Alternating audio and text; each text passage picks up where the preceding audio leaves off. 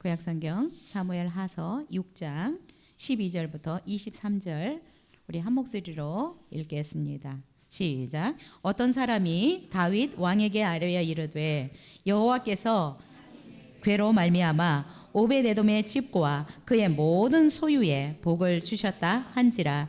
다윗이 가서 하나님의 궤를 기쁨으로 메고 오베데돔의 집에서 다윗 성으로 올라갈새 여호와의 궤를 맨 사람들이 6걸음을 가매 다윗이 소와 살진 송아지로 제사를 드리고 다윗이 여호와 앞에서 힘을 다하여 춤을 추는데 그때에 다윗이 베에봇을 입었더라.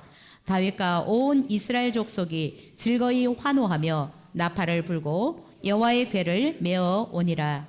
여호와의 궤가 다윗 성으로 들어올 때에 사울의 딸 미갈이 창으로 내다보다가 다윗 왕이 여호와 앞에서 뛰놀며 춤추는 것을 보고 심중에 그를 업신여기니라. 여호와의 궤를 메고 들어가서 다윗이 그것을 위하여 친 장막 가운데 그 준비한 자리에 그것을 두매 다윗이 번제와 화목제를 여호와 앞에 드리니라. 다윗이 번제와 화목제 드리기를 마치고 만군의 여호와의 이름으로 백성에게 축복하고 모든 백성 곧 온 이스라엘 무리에게 남녀를 막론하고 떡 한 개와 고기 한 조각과 건포도 떡 동이씩 나누어 주매 모든 백성이 각기 다윗이 자기의 가족에게 축복하러 들어오매 사울의 딸 미갈이 나와서 다윗을 맞으며 이르되 이스라엘 왕이 오늘 어떻게 영화로우신지 방탕한 자가 염치 없이 자기의 몸을 드러내는 것처럼 오늘 그의 신복의 계집종의 눈앞에서 몸을 드러내셨도다 하니 다윗이 미갈에게 이르되 이는 여호와 앞에서 한 것이니라. 그가 내 아버지와 그의 온 집을 버리시고 나를 택하사 나를 여호와의 백성 이스라엘의 주권자로 삼으셨으니 내가 여호와 앞에서 뛰놀리라. 내가 이보다 더 낮아져서 스스로 천하게 보일지라도 내가 말한 바 계집 종에게는 내가 높임을 받으리라 하신지라. 그러므로 사울의 딸 미갈이 죽는 날까지 그에게 자식이 없으니라. 아멘. 오늘 하나님을 사랑한 다윗에 대해서 함께 말씀 나누려고 합니다. 여러분 천안 그러면 뭐가 생각나십니까? 호두과자, 그죠? 예, 천안의 명물 호두과자를 떠올릴 것입니다. 이 호두과자가 명물이 된 이유가 있는 것 같아요. 호두과자를 개발하신 분이 신복순 할머니라는 분인데 이 할머니는 호두과자를 만들 때 2가지 원칙을 세웠다라고 합니다. 첫 번째는 호두과자의 호두는 반드시 국산을 사용한다. 두 번째, 호두과자를 팔아서 얻은 이익금은 교회를 건축한다라는 것이었습니다. 할머니는 이 호두과자를 열심히 팔았는데 하나님이 이 선한 목적을 가지고 일을 하니까 정말 엄청 복을 부어주신 것 같아요. 호두과자를 팔아서 그 이익금으로 우리나라의 교회 10개를 세웠다고 합니다. 우리나라의 교회를 세우려면 아프리카의 교회 짓는 것하고 비교가 안 됩니다. 우리 아프리카는 지금 1,300만 원 정도 내면 200~300명 들어가는 사이즈의 그냥 건물만 지을 수 있어요. 안에 뭐 이런 거 의자 안 놓고. 근데 우리나라의 교회 하나를 세우려고 하면 꽤 돈이 많이 듭니다. 필리핀에 하나를 지으려고 해도 보통 4~5천 정도는 들어요. 우리나라에 지으면 얼마나 많이 돈이 필요하겠어요. 그래서 하나님께서 이 호두과자를 진짜 불티나게 팔으셨구나. 명물이 되게 하셨구나. 왜냐하면 목적이 있으니까요. 이것을 팔아서 교회를 지어야 되겠다라는 목적으로 호두과자를 열심히 만들다 보니까 하나님께서 명물이 되도록 해주셨습니다. 그래서 이 할머니가 96년에 쓴 책이 있는데 나는 다윗 왕보다 행복합니다라는 책을 썼어요. 그리고 98년에는 다윗 왕보다 행복해지려면 이라는 책을 썼더라고요. 근데 찾아보니까 절판이라서 못 샀습니다. 자, 할머니가 다윗 왕보다 행복하다라고 한 것은 다윗은 하나님의 성전을 건축하고 싶었는데 건축을 하지 못했잖아요. 그런데 어떻든 자기는 10개의 교회를 건축했기 때문에 다윗 왕보다 행복하다고 생각한 것 같습니다. 그러나 다윗 왕이 실제적으로 성전을 건축하지는 못했지만 성전을 건축하고 싶었어요. 충분히 건축할 수 있었어요. 그러나 하나님께서 너는 아니야 라고 말씀하셨기 때문에 성전을 건축할 모든 것들을 다 준비해주고 결국 그의 아들 솔로몬 성전을 건축하였습니다. 다윗은 누구보다 하나님을 사랑한 사람이고 정말 하나님을 감동시키는 사람입니다. 여러분, 우리가 하나님을 사랑하지 않으면 하나님을 감동시킬 수가 없습니다. 여러분, 성경을 통해서 이렇게 깨달았는지 모르지만 신구약 성경을 통틀어서 하나님께 대한 사랑을 이렇게 입술로 고백하고 글로 고백한 사람은 다윗이 최초일 수 있을 것 같아요. 하나님에 대한 사랑을 가장 많이 고백한 사람이 다윗이라고 생각합니다. 여러분, 시편을 읽어보십시오. 얼마나 구구절절히 하나님에 대한 사랑들을 고백하고 있습니까? 다윗은 우리에게 이렇게 얘기합니다. 너희 성도들아 여호와를 사랑하라 라고 말씀하고 있습니다. 여러분, 하나님을 사랑하십니까? 사랑할 수 있기를 바라고요.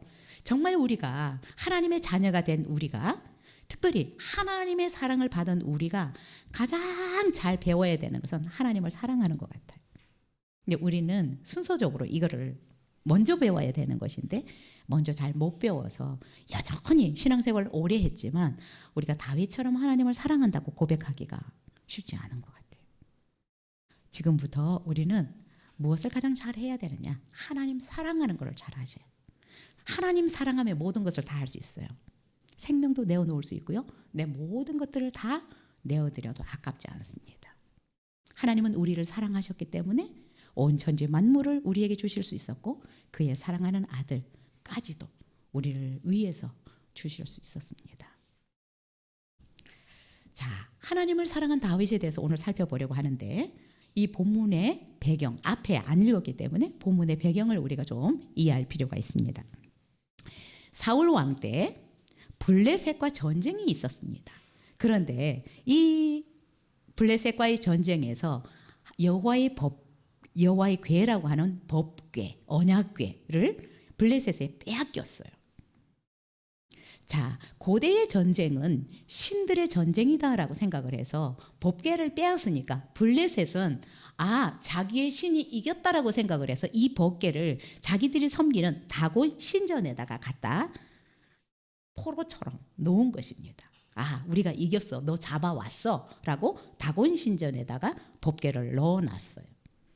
그런데 그 다음날 가보니까 여호와의 법궤, 이 언약궤 앞에 다곤 신이 목도 부러지고 다리도 부러지고 그 언약궤 앞에 완전히 부서져 있는 거예요. 그래서 이 블레셋 사람들이 깜짝 놀랐어요. 큰일 났다. 그래서 이 법궤를 다른 지역으로 옮겨야 되겠다라고 생각을 했습니다. 그래서 여러 지역으로 옮겼는데 이 언약궤가 가는 지역마다 독종이 생겨서 사람들이 죽기 시작했습니다. 그래서 안 되겠다. 결국 이 법궤를 이스라엘의 도로 돌려보내야 되겠다라고 결심을 했습니다. 자, 그런데 이 언약궤가 예루살렘 성으로 들어오지 못하고 기럇 여아림이라는 지역에 있는 아비나답이라는 사람의 집에 머물러 있었습니다. 근데 사울 왕은 이 하나님의 법궤, 빼앗긴 법궤가 기럇 여아림까지 왔는데 예루살렘 성으로 모시고 오지 않았어요. 그래서 사무엘상 7장에 보면 이 궤가 기얏 여아림에서 아비나답의 집에서 20년 동안 방치되어 있었더라라고 얘기를 하고 있습니다. 20년 동안 이 여호와의 궤가 예루살렘 성전에 들어오지 않고 어떤 개인 집에, 아비나답이라는 이 사람의 집에 머물러 있었습니다. 여러분, 이때 하나님에 대한 이스라엘 백성들의 태도가 어땠겠습니까? 이렇게 20년 동안이나 법궤가 아비나답의 집에 있는데 누구도 그 법궤를 옮겨올 생각을 하지 않은 것입니다. 그런데 다윗이 왕이 된 후에 이 법궤를 다윗 성으로 모셔와야 되겠다라고 생각을 했습니다. 그리고 이 아비나답에 있는 이 법궤를 옮겨오는데 문제가 생겼어요. 자, 이 법궤를 옮길 때에는 제사장들이 이 고리가 있는데 거기에다가 걸어서 메고 와야 되는 법이 있습니다. 그런데 다윗이 이것을 잘 몰랐던 것 같아요. 그래서 새 수레에다가 소가 끄는 새 수레에다가 이 법궤를 싣고 오는데 소가 이렇게 날뛰는 거예요. 그렇죠? 뭐 길도 안 좋았을 수도 있겠죠. 덜컹덜컹 했을 수도 있겠죠.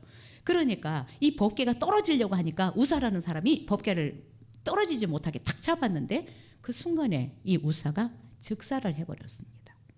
그래서 너무 두려웠겠죠.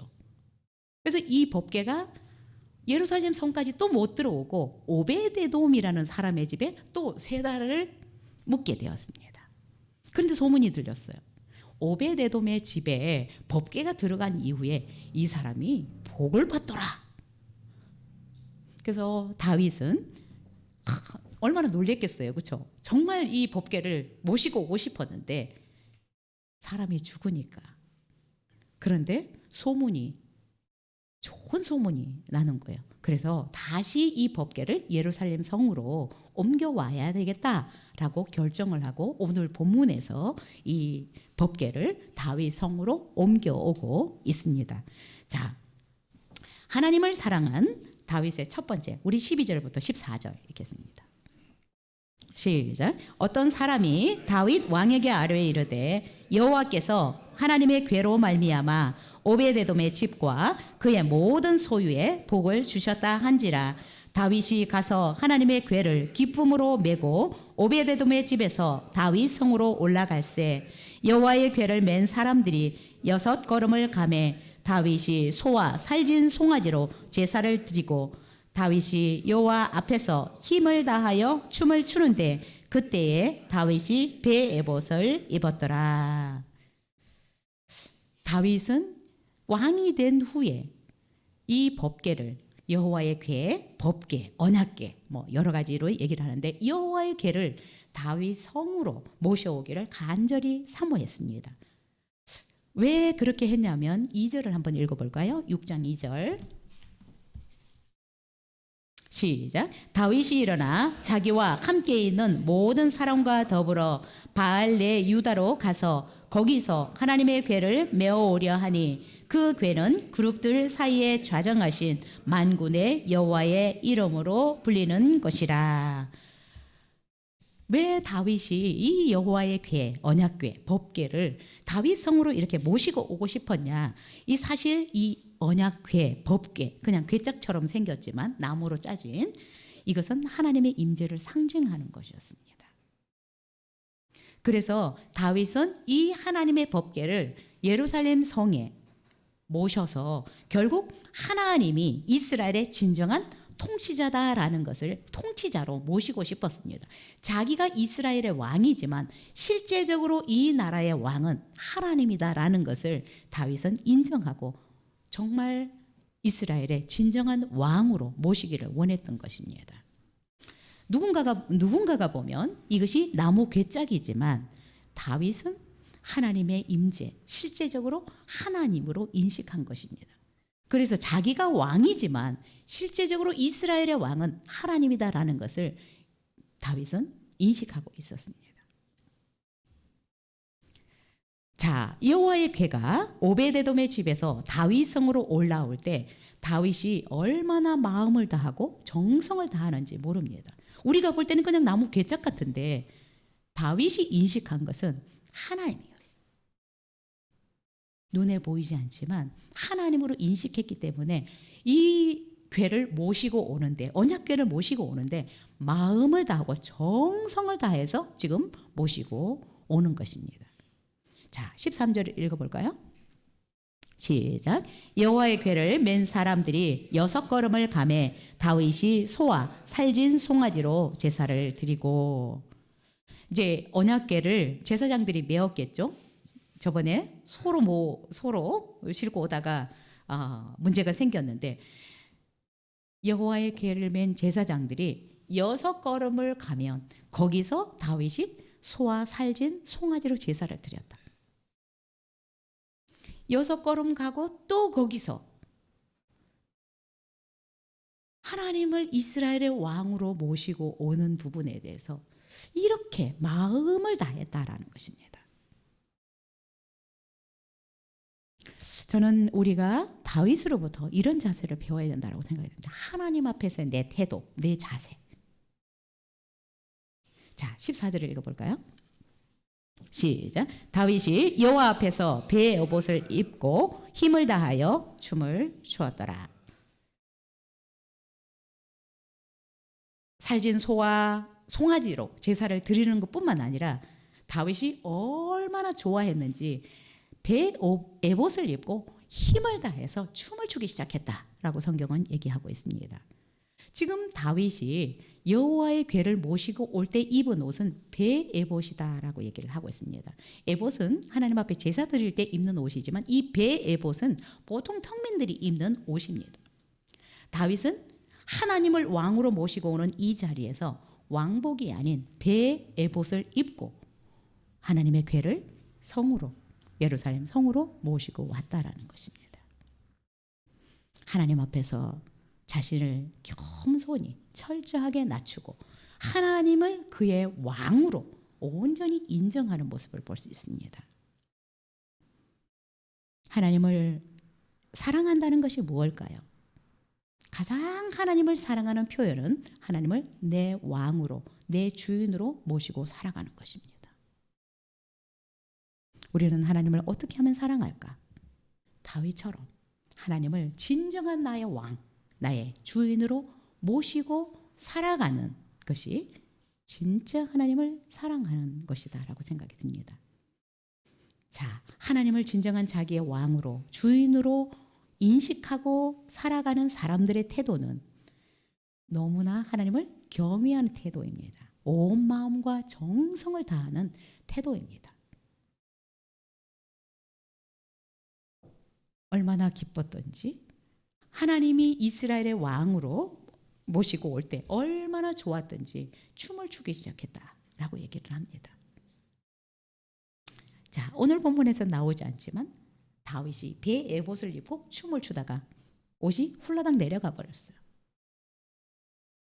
이 통으로 짠 것이라서 예, 얼마나 과격하게 춤을 췄는지 모르지만 네.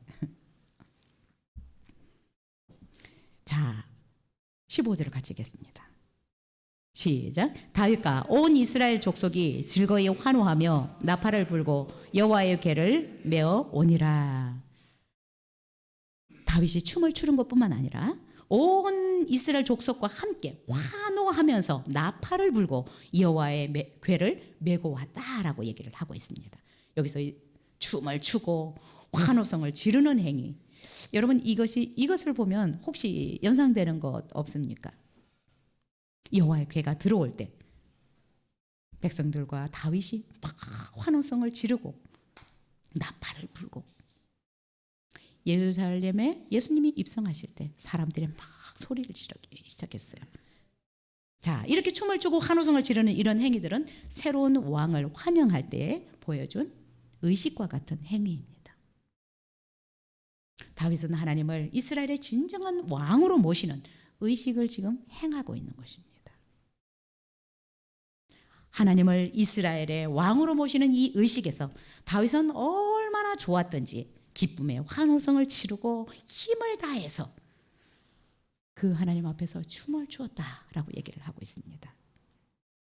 여러분, 하나님이 보이지 않지만 그냥 언약궤이지만 나무 통 같은 것이지만 하나님을 이스라엘의 실제 왕으로 인정하고 그분을 왕으로 모셔오고 있는 것입니다. 하나님을 사랑하는 자들은 하나님을 최고의 위치에 모시고 살아가는 자들입니다. 어떻게 우리가 하나님을 사랑할 수 있을까? 나의 가장 높은 위치에, 나의 왕좌에 그분을 모시고 살아가는 것입니다. 하나님을 사랑하는 사람은 하나님을 최고의 위치에 모십니다. 최고의 위치에 모신 사람들의 행동은 경망스럽지 않습니다. 경망스럽지 않습니다.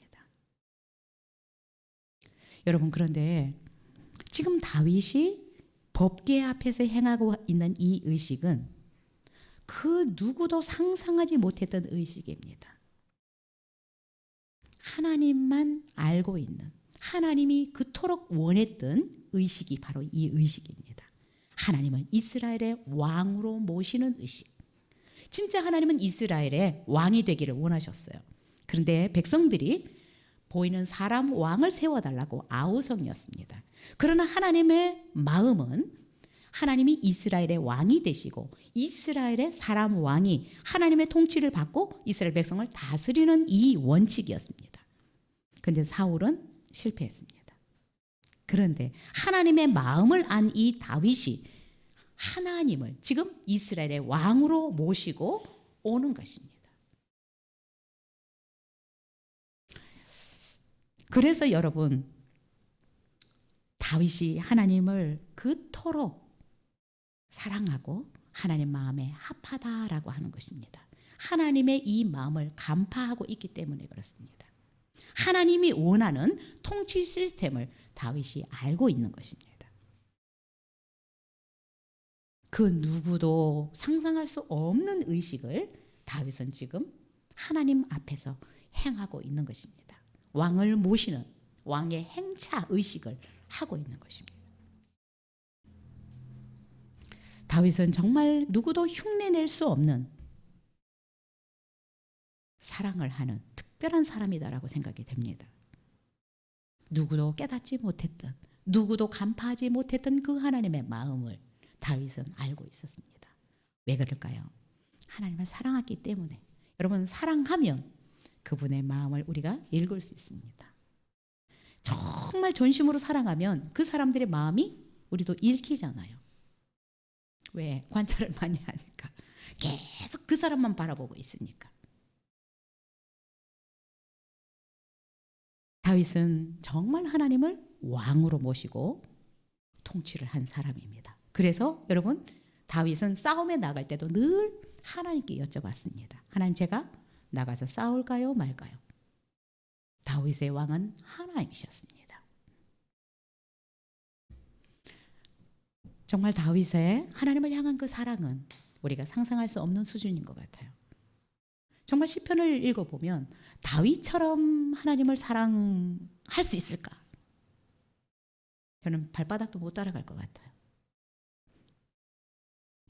하나님을 향한 여러분의 태도는 어떻습니까? 여러분, 하나님을 사랑하십니까? 우리가 진짜 사랑하면 그 사랑하는 사람을 함부로 대하지 않습니다. 진짜 사랑하는 사람이면 우리가 존중히 여깁니다. 다윗은 하나님을 최고로 사랑했기 때문에 하나님 앞에서의 이 태도가 가장 존중하는 태도였습니다. 마음과 정성을 다하는 사람이었습니다.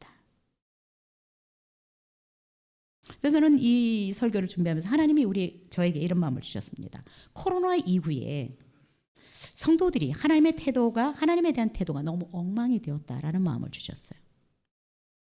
진짜 하나님을 경외하는 태도들을 가지고 있는지, 오히려 하나님보다 상전이 된 성도들이 너무 많다라는 생각이 들었어요. 그런 마음을 주셨어요.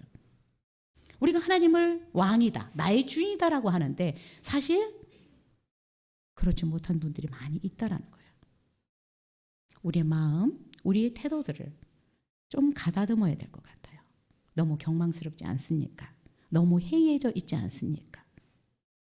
다윗은 하나님 앞에서 온 마음과 정성을 다하는 태도를 취하고 있습니다. 여러분, 하나님을 섬기는데 하나님의 자녀로서 이 놀라운 특권을 가지고 살아가는데 하나님 앞에서 여러분 너무 편해지시려고 하지 마십시오. 예배 생활, 헌금 생활, 봉사 생활 너무 이기적이고 여러분 편한 것들을 추구하지 마십시오. 우리가 코로나 이후에 너무 많이 늘어져 있어요. 좀 가다듬어야 된다라고 생각이 듭니다. 비대면 예배에 너무 익숙해져 있지만 그 예배를 과연 어떻게 드릴까? 이제 우리 교회도 비대면 예배가 없어집니다. 수요일도 비대면으로 하는 거 마감하고 전격 대면으로 예배를 드립니다. 8월까지 조금 더우니까 9월부터 이제 밴드로 안 하고 교회에서만 예배를 드리는데 여러분이 예배 드리는 시간들을 확보하십시오. 시간이 없는 것은 아닙니다. 하나님이 우리에게 충분히 시간을 주셨는데 내가 하나님을 향해서 떼어놓는 시간이 필요한 것입니다. 그래서 주일이든 수요일이든 뭐 순예배든 여러분이 그 시간을 확보해 놓고 다른 시간들을 사용하시면 되는데 이 시간을 아까워하는 분들이 있어요. 그러나 우리가 하나님 앞에서 경외심을 가지고 예배할 수 있었으면 좋겠고 혹시 늘어진 부분이 있다면 가다듬을 수 있었으면 좋겠습니다. 우리 늘어진 상태로 하나님을 잘 섬기기 쉽지 않습니다. 진짜 하나님을 만군의 여호와라고 믿는다면 우리의 태도들이 달라져야 된다. 저는 이 말씀을 통해서 하나님이 저에게 그런 마음을 주셨습니다. 너무 늘어져 있다. 그래서 여러분 한국 교회가 70-80%밖에 회복이 안 됐다라고 얘기를 하고 있어요. 그리고 많은 분들이 예배를 조금 가볍게 여기는 경우들이 많이 있는 것 같습니다. 태도들이 너무 많이 해이해졌어요. 우리가 좀 가다듬을 수 있기를 바라고요. 여러분 하나님을 예배할 때 정말 마음을 다하고 뜻을 다해서 전심으로 예배할 수 있기를 바랍니다. 서기관들이 이 하나님의 말씀을 필사할 때 하나님의 이름도 이들은 부르지 못했어요. 여호와라는 단어가 나오면 야훼라는 단어가 나오면 소리도 못 냈어요. 야훼라는 우리는 그냥 여호와 야훼라는 단어를 이렇게 쉽게 얘기하지만 서기관들은 그렇게 못했어요. 그것도 소리를 못 내고 그냥 그 단어가 나오면 그리고 그 단어 한 스펠링을 필사하기 위해서 목욕을 하러 가는 거예요. 하나님에 대한 태도가 우리하고 너무 달라요. 하나님 앞에서의 정말 그 태도를 보면 우리가 얼마나 하나님을 사랑하는지 알게 돼요. 여러분 부부들 또 여러분의 자녀들 사랑한다고 함부로 대하시면 안 됩니다. 하나님을 사랑하지만 우리 마음대로 그냥 멋대로 하는 것은 아니다라고 생각이 들고요. 사랑할수록 부부들도 정말 더 존중해주고 함부로 말하지 않고 사랑하면 가장 아껴야 되는 것 같아요. 다윗은 하나님을 왕으로 모시고 살았던 정말로 하나님을 사랑했던 사람입니다. 자, 두 번째 우리 16절을 먼저 읽겠습니다. 시작. 여호와의 궤가 다윗 성으로 들어올 때에 사울의 딸 미갈이 창으로 내다보다가 다윗 왕이 여호와 앞에서 뛰놀며 춤추는 것을 보고 심중에 그를 없이 여기니라. 20절 같이 읽겠습니다. 시작. 다윗이 자기의 가족에게 축복하러 돌아오매 사울의 딸 미갈이 나와서 다윗을 맞으며 이르되 이스라엘 왕이 오늘 어떻게 영화로우시는지 방탕한 자가 염치 없이 자기의 몸을 드러내는 것처럼 오늘 그의 신복의 계집종의 눈앞에서 몸을 드러내셨도다 하니. 하나님을 사랑하는 다윗은 어떤 사람이냐? 자신을 철저히 낮추고 하나님만 높이는 사람입니다. 여러분, 우리가 사랑하는 사람을 함부로 뭉개지 않습니다. 그냥 깔아뭉개는 사람들은 내가 멸시하는 사람을 깔아뭉개죠. 그렇죠? 하나님을 사랑한다라고 하는 것은 철저히 나를 낮추고 하나님을 높이는 것입니다. 다윗은 자신을 철저히 낮추고 하나님만 높이는 진정으로 하나님을 사랑하는 사람이었습니다. 여러분 부모들이 자녀들을 사랑하기 때문에 어때요? 자녀들을 위해서라면 내가 어느 선까지 망가져도 상관이 없잖아요. 사랑하기 때문에. 다윗은 자신이 망가져도 하나님을 사랑하기 때문에 뭐든 할 수 있는 것입니다. 여호와의 궤가 다윗 성으로 들어오는데 이 사울의 딸 미갈은 다윗이 하나님 앞에서 춤추는 것을 보면서 심중에 그를 업신여겼더라라고 얘기를 합니다. 이 업신여겼다라고 하는 말은 다른 말로 하면 경멸했다라는 거예요. 하나님 앞에 춤추는 다윗을 경멸했다. 근데 여기에 보면 이 미갈이 다윗의 아내잖아요, 그렇죠? 근데 성경은 다윗의 아내라고 표현하지 않고 사울의 딸, 그 영이 흐르는 것 같아요. 그 비슷한 종류의 사람으로 생각을 하는 것 같아요. 사울의 딸 미갈은 결국 하나님을 경외하는 마음이 없는 이 미갈은 하나님을 경외하는 다윗을 경멸하였더라. 하나님을 사랑하고 그토록 하나님을 정말 존중하면서 살아가는 다윗을 사울은 죽이려고 했는데 하나님을 경외하는, 그래서 하나님 앞에서 춤을 추는 다윗을 멸시하고 경멸하였더라라고 얘기를 하고 있습니다.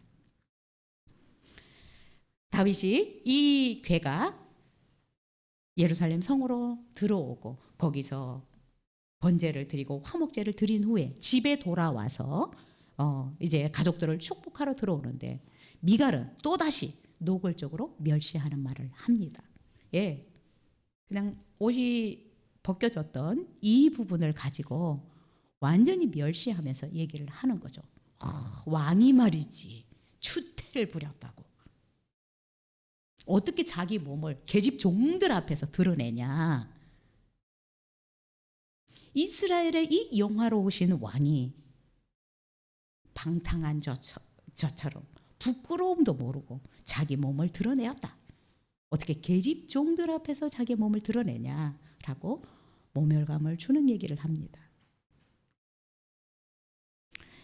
하나님의 괴가 들어오는데 여러분 너무 대조적이지 않아요? 다윗은 너무 기뻐서 춤을 추면서 환호성을 지르면서 기뻐하는데 미갈은 멸시하고 경멸하는, 얼마나 다윗이 집으로 돌아오기만을 기다렸겠어요. 집에 돌아오자 냉소와 비난을 퍼붓습니다. 하나님을 찬양하고 열정적인 춤을 춘 이 다윗에 대해서 미갈은 너무나 냉소적이고 멸시하는, 경멸하는 태도를 취했을 것입니다. 자, 그러자 다윗은 계집 종 앞에서 당신이 몸을 드러내 일명 왕인데 어떻게 그럴 수 있냐고. 그래서 다윗이 분명하게 대답합니다. 우리 21절 읽겠습니다. 시작. 다윗이 미갈에게 이르되 이는 여호와 앞에서 한 것이니라. 그가 내 아버지와 그의 온 집을 버리시고 나를 택하사 나를 여호와의 백성 이스라엘의 주권자로 삼으셨으니 내가 여호와 앞에서 뛰놀리라. 미갈은 천박하게 왕이 몸을 드러내었다라고 얘기를 하지만 다윗은 내가 춤을 춘 것은 여호와 앞에서 춘 것이다. 여호와 앞에서 춘 춤이다.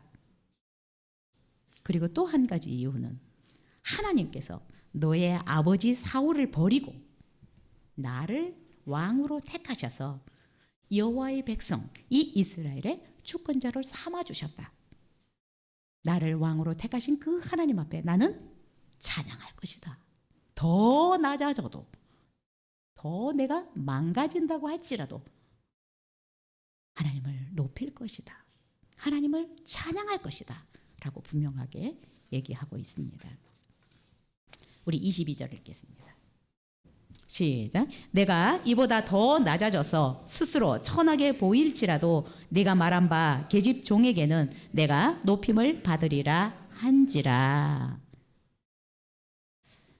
미갈이 왕의 채통 없이 바지가 내려가는 줄도 모르고 춤을 추어서 이렇게 권위를 무너뜨리냐라고 비난하는데 다윗은 나는 이보다 더 낮아지고 더 천해질 수도 있다. 하나님 앞에서라면, 하나님을 위해서라면 더 낮아질 수 있다라고 강조하고 있습니다. 하나님을 사랑하게 될 때 우리는 하나님을 위해서라면, 하나님의 뜻이라면, 하나님의 영광이라면 우리가 철저히 망가지고 낮아질 수 있다라고 생각이 됩니다. 여러분, 우리가 자녀들을 위해서 무엇이든 할 수 있잖아요. 사랑하기 때문에. 죽어줄 수는 없지만 주고 싶을 정도로도 될 수 있습니다. 예수님이 모든 수치와 모욕을 참으신 것은 우리를 사랑하기 때문입니다.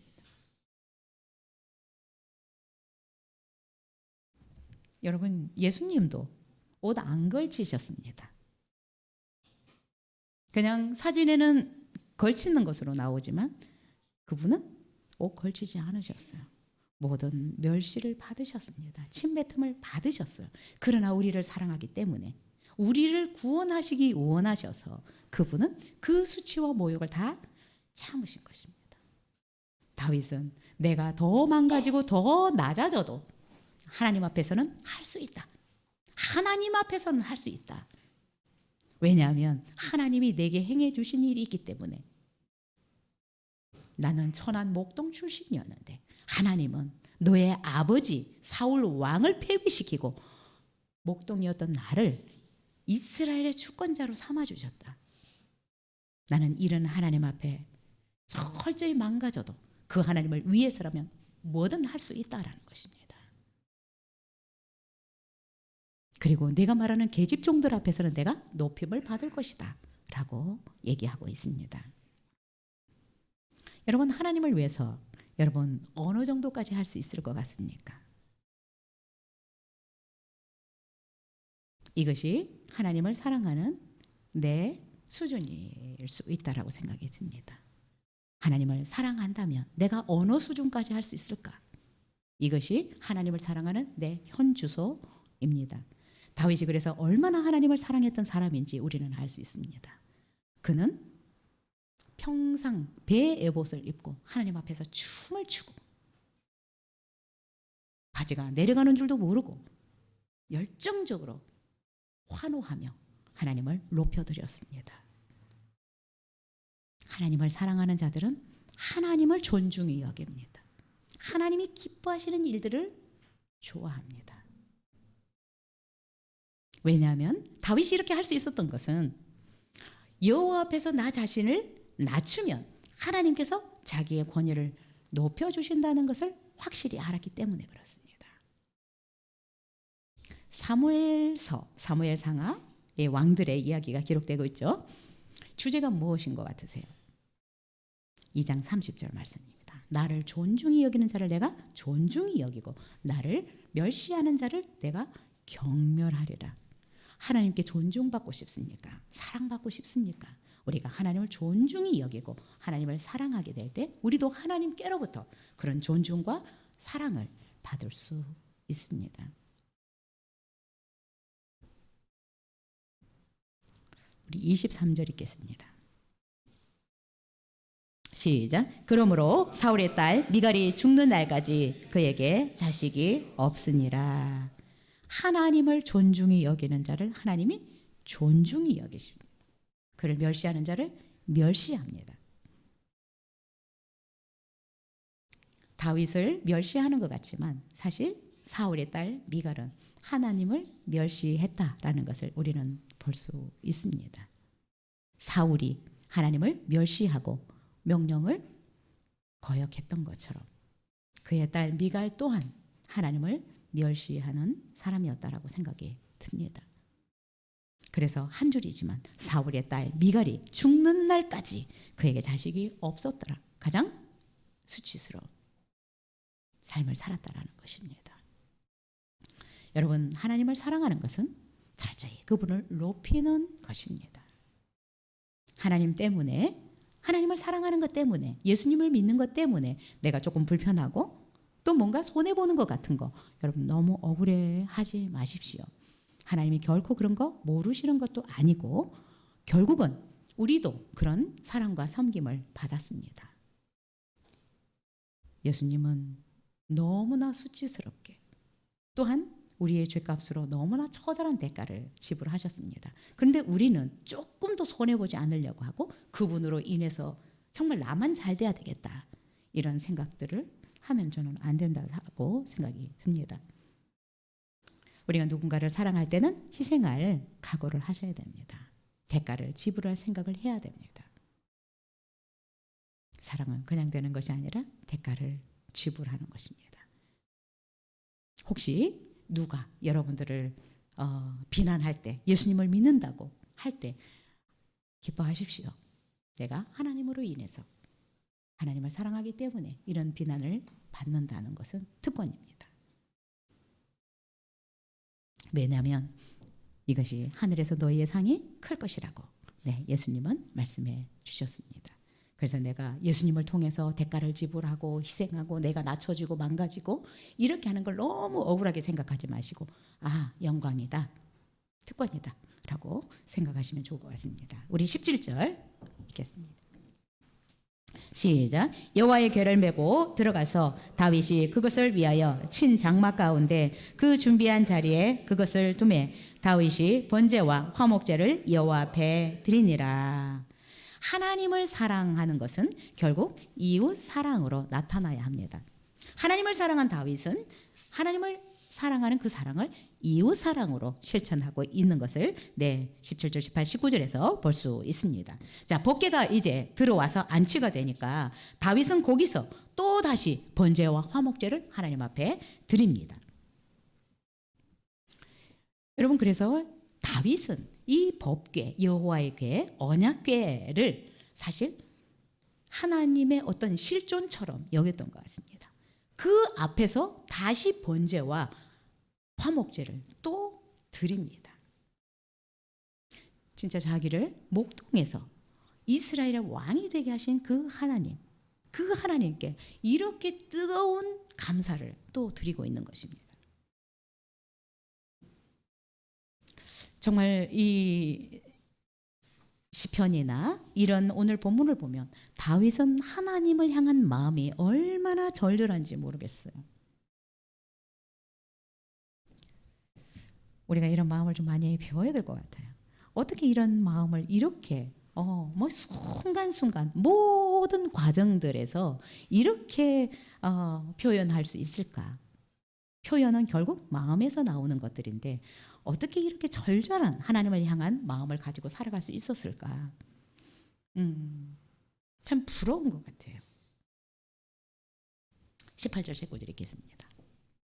시작. 다윗이 번제와 화목제를 드리기를 마치고 만군의 여호와의 이름으로 백성을 축복하고 모든 백성 곧 온 이스라엘 무리에게 남녀를 막론하고 떡 한 개와 고기 한 조각과 건포도 떡 한 덩이씩 나누어 주매 모든 백성이 각기 집으로 돌아가니라. 화목제와 번제를 드리는 것뿐만 아니라 만군의 여호와의 이름으로 백성들을 축복했다라고 얘기를 하고 있습니다. 이 만군의 여호와라고 하는 말은 하나님께서 만물의 창조주이시고 또한 통치자다라는 것을 강조하고 있는 것입니다. 만군의 여호와의 이름으로 이스라엘 백성을 축복한 것은 하나님의 그 무한한 자원과 하나님의 무한한 능력으로 이 백성들을 축복하는 것입니다. 만군의 여호와의 이름으로 백성을 축복하는 것은 이 나라의 통치자가 자기가 아니라 하나님이다 라는 것을 강조하고 있는 것입니다. 내가 이스라엘 왕이 되었지만 실제적으로 이 나라의 왕은 하나님이다 라는 것을 알고 자기의 이름으로 백성을 축복하는 것이 아니라 여호와의 이름으로 이 백성을 축복하고 있습니다. 그래서 백성들에게 이 나라의 왕이 내가 아니라 실제적으로는 하나님이야 라고 지금 백성 앞에서 선포하고 있는 것입니다. 여러분, 우리가 이렇게 하기 쉽지 않아요. 그죠? 그 앞에서, 백성들 앞에서 내가 실제 왕이 아니고 하나님이야 라는 말을 하기가 쉽지 않습니다. 우리가 살아가면서 하나님이 하신 일도 하나님이 하셨다라고 말하기가 어려운 것처럼 지금 내가 왕인데 하나님이 왕이라고 말하는 게 쉽지 않습니다. 다윗의 마음, 생각은 온통 하나님으로 가득한 것 같아요. 그래서 여러분, 진짜 다윗을 하나님이 얼마나 좋아했을까? 내 마음에 쏙 든다. 나는 너를 통해서 내가 계획한 그 계획들을 이루리라고 말씀하셨던 것 같아요.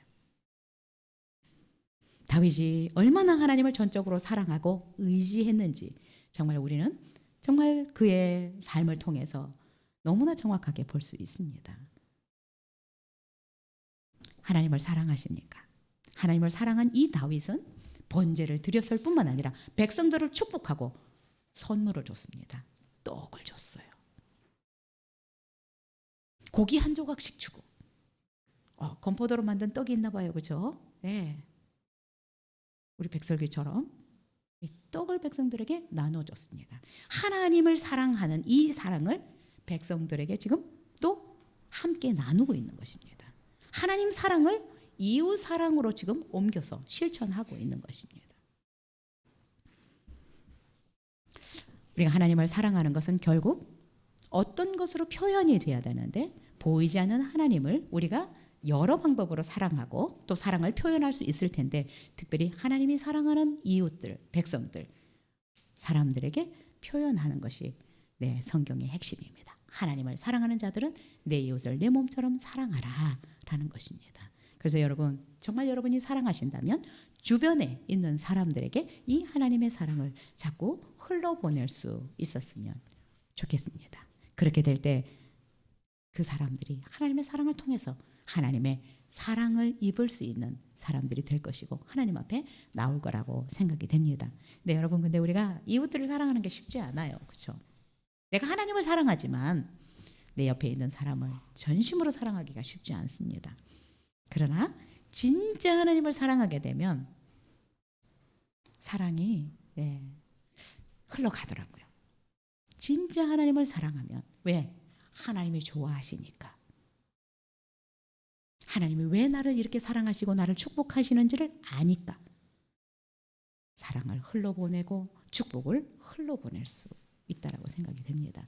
다윗은 자기가 왕이 되었지만 이것이 하나님의 은혜인 것을 알고 이 사랑을 백성들에게 흘려보내고 있습니다. 이렇게 하나님을 왕으로 모시고 살아간 다윗의 통치 기간이 얼마나 형통하고 좋았겠어요. 가는 곳마다 이기게 하셨습니다. 여러분, 우리도 자꾸 하나님을 사랑하려고 해야 합니다. 하나님을 사랑해야 말씀이 읽어져요. 말씀을 통해서 하나님의 사랑들이 느껴져요. 글자로만 읽는 것이 아니라 어떤 스토리로만 읽는 것이 아니라 그 안에 깔려있는 하나님의 마음과 하나님의 사랑들이 읽혀지기 시작합니다. 여러분, 이것을 진짜 하나님이 나를 향한 사랑의 편지라고 보십시오. 하나님을 사랑하는 마음을 좀 주시도록 하나님의 그 사랑이 깨달아지도록 기도했으면 좋겠고요. 그래야 우리가 작은 그런 것들을 하나님이 연락하실 수 있습니다. 기쁘게 받으실 수 있습니다. 하나님은 이 의식을 얼마나 기쁘게 받으셨을까요? 감동하셨을 것 같아요. 하나님이 흥분하셨을 것 같아요.